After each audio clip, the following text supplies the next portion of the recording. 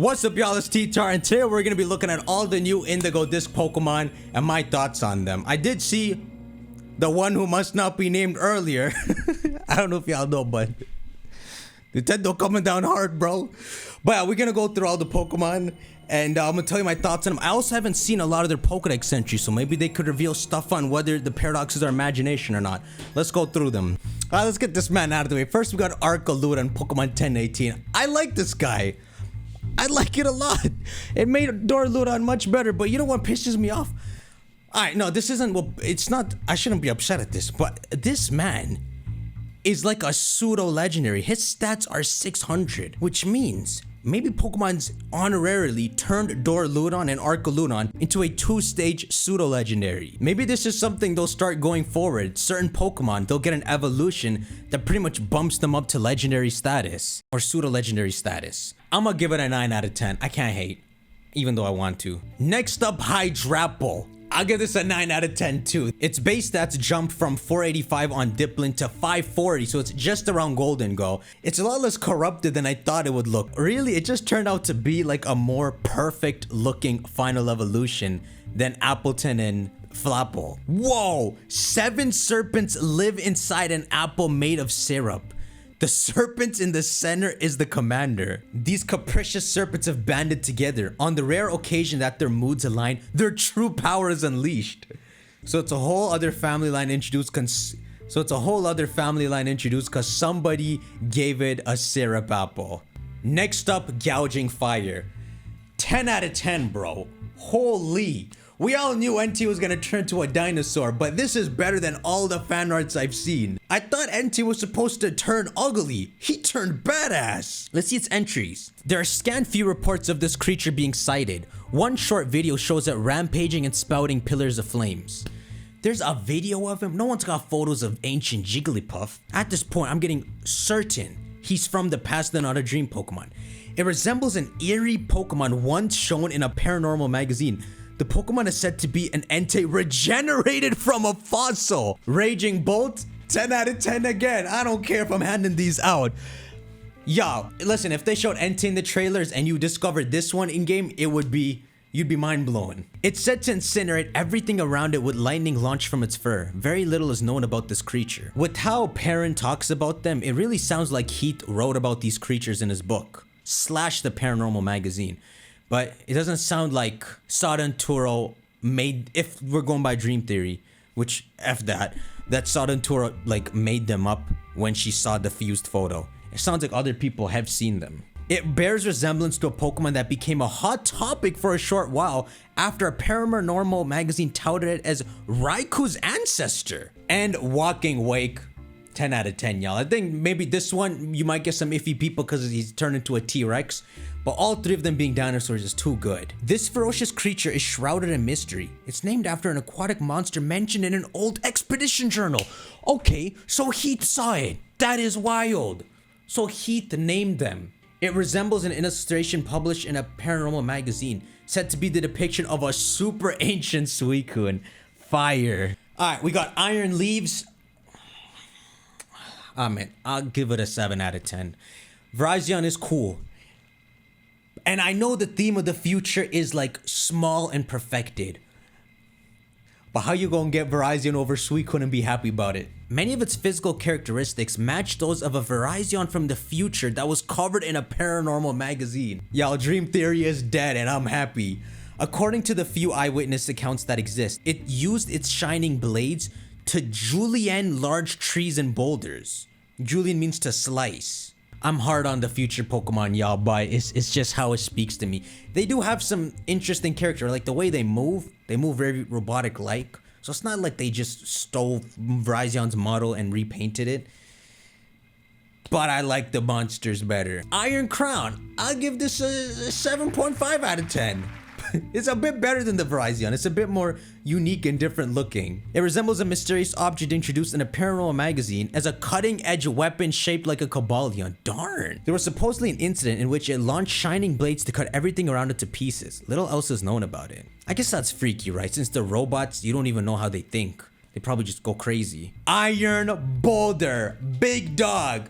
I'll give you 8 out of 10. This is my favorite of the future ones because its shape is much different to Terrakions. It's just, it actually looks like a boulder, especially if it hugged itself. It resembles a Pokemon described in a dubious magazine as a Terrakion that had been modified by an evil organization. It was named after a mysterious object recorded in an old book. Its body seems to be metallic. That's your Pokedex entry? What's its signature move, by the way? Mighty Cleave. It's a rock move that hits through Protect. That's sick. And well, we've landed at the end. Terapagos. Terapagos has been done in a way that none of us thought Terapagos would be. We thought it was this giant monster. He's just a baby turtle with too much power on his hands. He doesn't even know he's that strong. When you send it out, it is tiny.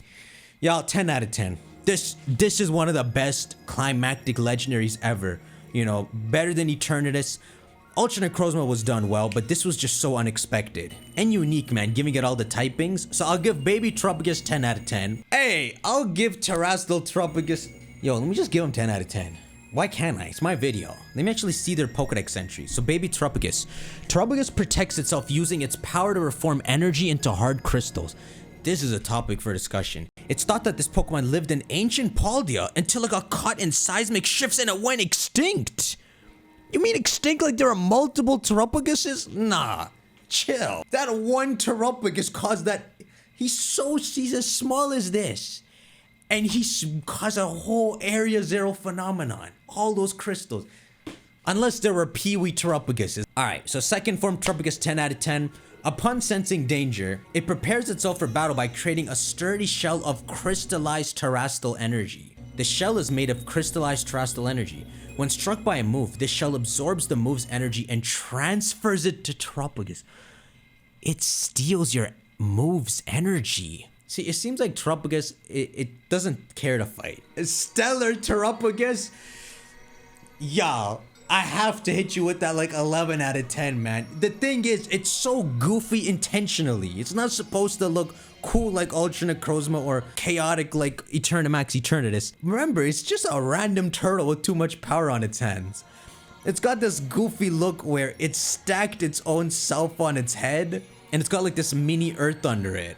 I love it so much. In this form, Terapagos resembles the world as ancients saw it. What does that even mean? And its terrestrial energy is abnormally amplified. An old expedition journal describes the site of this Pokemon buried in the depths of the earth as resembling a planet floating in space. That's Heath's work. We don't remember reading those pages, Heath. So we were right the way we saw this chaos photo. It's supposed to look like it has like this earth under it. This is my first time seeing all these Pokedex entries. All right, he who must not be named. 9 out of 10. He's good. He's good, man. He's supposed to look weird. The way they did him in the You Must Not Be Named epilogue was really good. It is probably the best mythical because you got to know what it is, grow with it, and see some story with it. Mew, Celebi, Jirachi, come on, we don't get to even the newer ones. Zorora, Marshadow, there's no story involving them. This man, not only do we get to experience story with them, but he's connected to existing legendaries, even though he's the mythical. This is one of the best mythicals. I think probably the best. It feeds others toxic mochi that draws out desires and capabilities. Wish theory on Terapagos is dead, but confirmed for him. Those who eat the mochi fall under Picharan's control, chained to its will. The toxic chains, they're freaking restraints. Symbolically. Yo, that's wild. I feel bad for the loyal 3 now. Cause think about how they're goofing around when you do resurrect them. But then again, they actually, nah, F you beat up Ogerpon in front of my face. Its peach-shaped shell serves as storage for a potent poison. It makes poisonous mochi and serves them to people in Pokemon. Why is the update in this game?